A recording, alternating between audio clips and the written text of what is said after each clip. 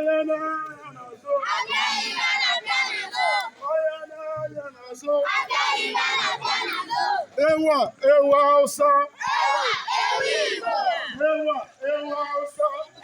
TV reporting for Center for Research in Igbo History and Culture. The place is Irueke Mweri. The date is Friday, the 15th of April 2022. The occasion is EGWU.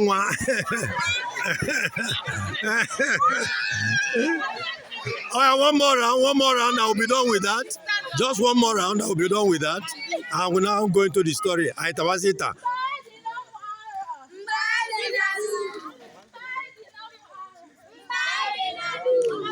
EGWU kind of good. Moonlight play.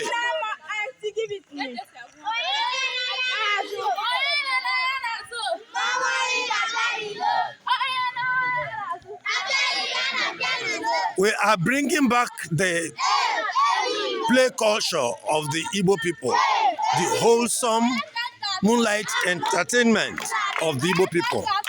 EGWU udinne nai na nai JEGWU mgbe gara aga ọwa na-adaba mgbe abụ ụlọ adịrị ya mgbe abụ ịtọ mmadụ adịrị ya mgbe abụ igbu ọchụ esemokwu adịrị ọnya dalụne ozugoni mgbakwọrọ aka biko kedu onye wetara anyị nke a kedu onye kụziri anyị nke a anyị amara ya mgbe anyị na-abịa ebe mgbe anyị na-abịa m Irueke ọ mama anyị a okay brother anyị kedu brother anyị kụziri anyị nke a biko pụtagodi ka anyị fụ gị ka anyị fụrụ gị biko bịa ka ndị Igbo fụ iru gị chiejiokwanị anyị chọrọ ka anyị nabasịa ka a taịta ka anawa mgba kedu onye ga-egbu ụga ka atasi ka bịa mgba ndị egbu ụga mgba bịa bata n'etiti mgba kedu brọda anyị kụziri anyị mgba bịa ka ndị Igbo bụ iru gị ndị Igbo na-adị mma ọ bụrụ n'ọnụ ka eji ekwu nọ n'aka ka eji emie ụfọdụ ji ọnụ na-ekwu maka omenala ndị Igbo ma oluo na-egwu ọnwa mba na-asị ya n'ime ụlọ ma ị na-anya ịvụ ndị Igbo na-adị mma ma duru ma mmarụ mba pụtasịrị ebe a na-egwu ọnwa nna daalụ rinne mama anyị ọgba gị atara anyị taa mgba ga-abụzi ka kebiro mgba ka ndị na-egbu ga mgba gbughenụ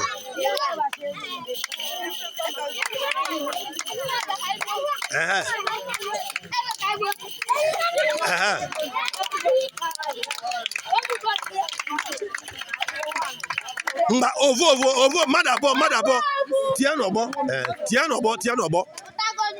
mgba tie n'ọgbọ form a circle anyị adara fọn ife a na-eme gbasani ka a na-afụ ife a na-eme gbasani ka a na-afụ ife a na-eme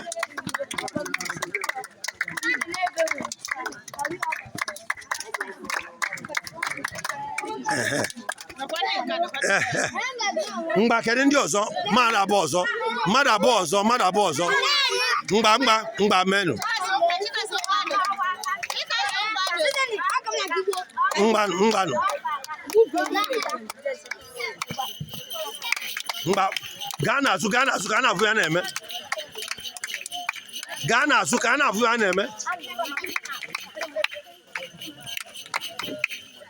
ọ dịkwa ka anyị emesịrị ebe niile anyị bụ n'uche taa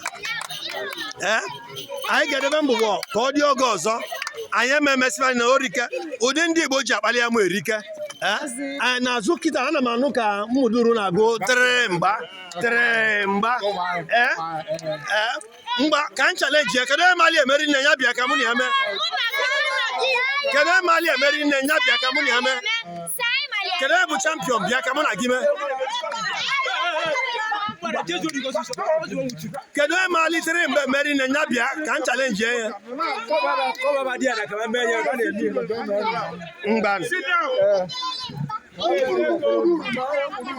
Mba mela anyị tren. Umururu megoro ni awuri awun se mi ka fun. Putani. No, leave them, let them do their own.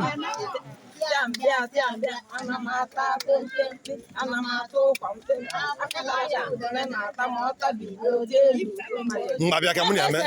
Bia ka muni ame.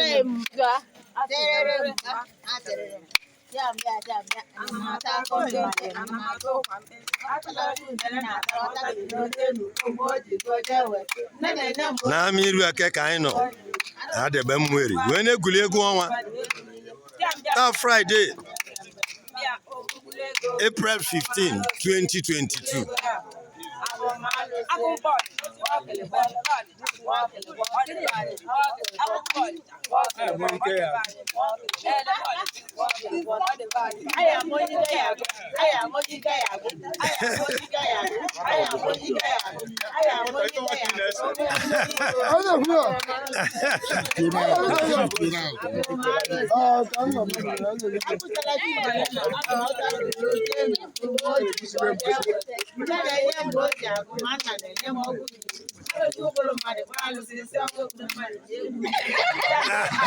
Mba kana muni ayeme ngba video mana ngba mu yago mma video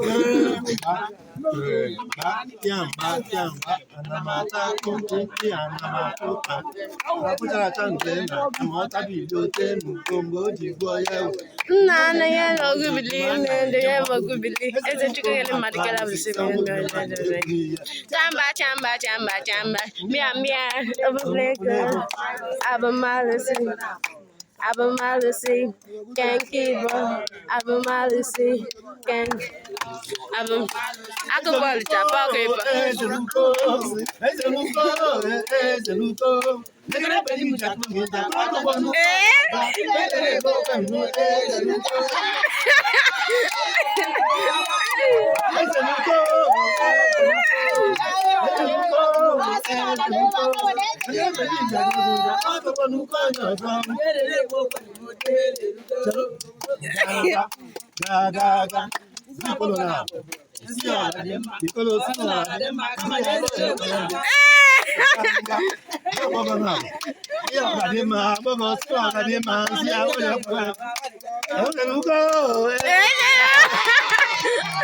Oh, that's nice. Yeah. Thank you, ma.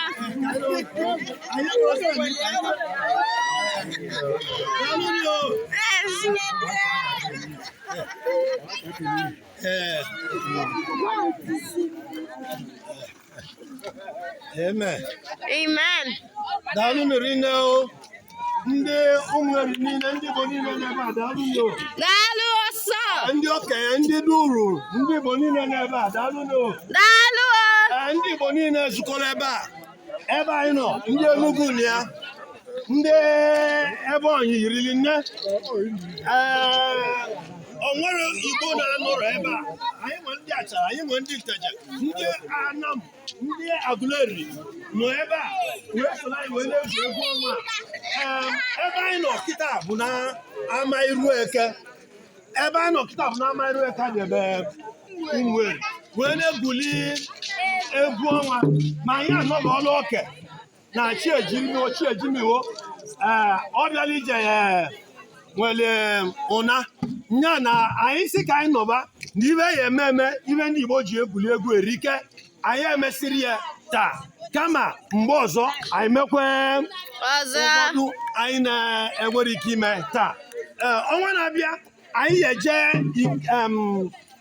Ivite Umweri ọ ndị Ikenga ka anyị nọ wee na-eme egwu ọnwa nke ọnwa April a ọzọ anyị eme ya bụ na Ivite anyị mesie na Ivite anyị wee jee na Ezi anyị wee jee Nneyi tupu anyị wee luo otu ọcha ọzọ ka anyị na-esi otu ọcha anyị wee gaba Aguleri wee gaba Anam na Ndọ na Igbo dị iche iche maka na omenala Igbo a na-atọ ka praise God. Hallelujah. Ma a sị na nwaanyị rapụ ibe o ji ama mma nne alụrụ omenala bụ ibe ndị Igbo ji ama mma anyị echezoro ya anyị arapụrụ ya mgbe anyị echeta omenala anyị egwuregwu dị na be anyị na ibe ọma dị n'ala Igbo ya cheke ọzọ karịa mgbe ka ọ dị mgbe gara aga daalụ mmiri nne anyị ya nanụ